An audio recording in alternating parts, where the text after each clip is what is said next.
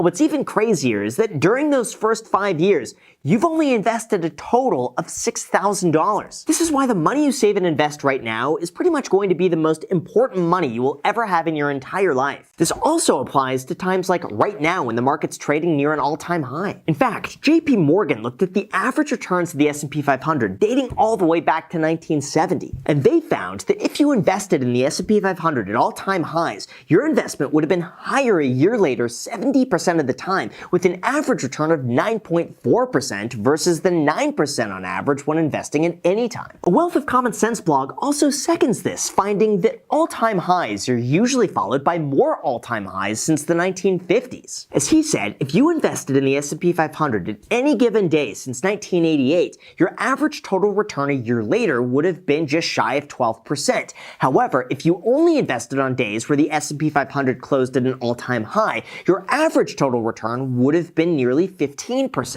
Now, that's not to say that you should be dumping all of your money in the markets, because the future is always going to be uncertain, but it is to say that you shouldn't let headlines get in the way of your investing as early as possible.